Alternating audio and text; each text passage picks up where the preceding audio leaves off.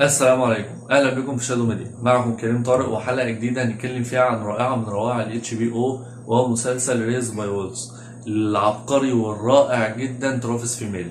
بس قبل ما ندخل في حلقتنا النهارده، يا ريت اللي مش مشترك ينزل يشترك في القناه وتفعلوا زر التنبيهات عشان يوصلكم اشعار بالحلقات الجديده، ويا ريت تعمل لايك للفيديو. ويلا بينا نبدا حلقتنا. طبعا طالما ارتبط ترافيس فيميل باي عمل، اعرف ان العمل ده حاجه عظمه يعني خالص. يعني من ناحيه الاداء، الممثل ده يا جماعه عبقري، بيتقمص الدور بطريقه رهيبه. تقمصه مرعب بصراحه.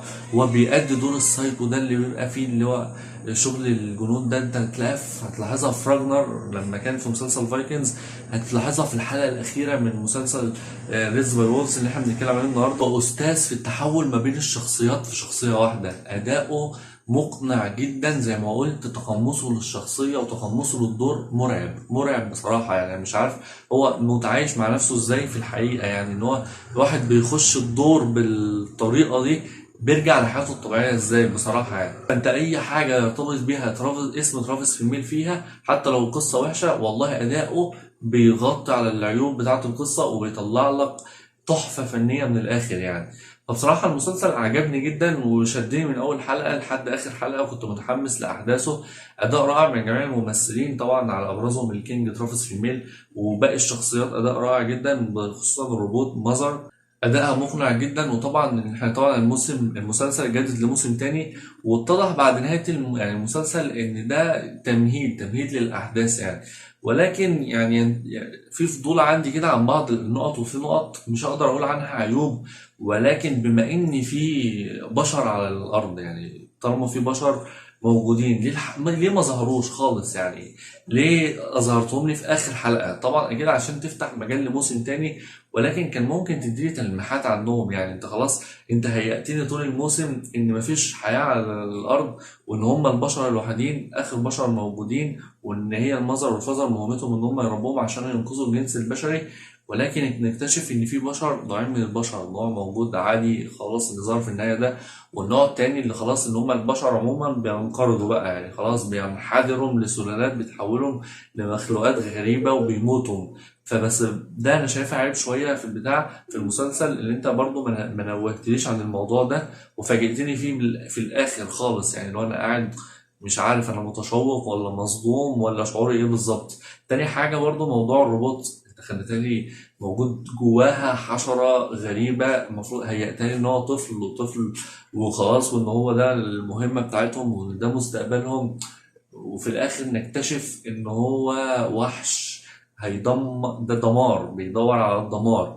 فمنين انت خلاص قلت لي يعني؟ هل بقى كانت مهمتهم هم اصلا الدمار من الاول، ولا لا، ولا ايه اللي حصل؟ ده كلها تساؤلات عايزين نعرفها في الموسم الجاي. وبرضه عجبني بقى حتة جدا تحول الروبوتس اللي هم بقى ليهم مشاعر بشرية، والتحول المشاعر ده بصراحة عجبني جدا وتنفذ بأداء رائع. والممثلين اللي أدوا دور مازر وفازر، دول يا جماعة عبقريين جدا برضه. اللي هو أنت أدوا دور الروبوت، حسيت فعلا إن هو دور روبوت. لما بدأ يخش لهم المشاعر الإنسانية، حسيت بفرق كبير جدا في تمثيلهم من أول الحلقات لاخر حلقه. قارن كده بالتمثيل اول حلقه واخر حلقه بالنسبه للروبوت، هتحس بفرق كبير جدا، وهو المشاعر البشريه. وده ابداع جدا منهم، ويعني تفوق كبير جدا منهم ان هم قدروا يفصلوا بين الشخصيتين دول، ويفصلوا بينهم يقنعوك انت كمشاهد ان خلاص ان في فرق فعلا. فبصراحه عجبني جدا، غير الاخراج العبقري برضو. بس في نقطه ما عجبتنيش، وهو التصوير الضبابي ده.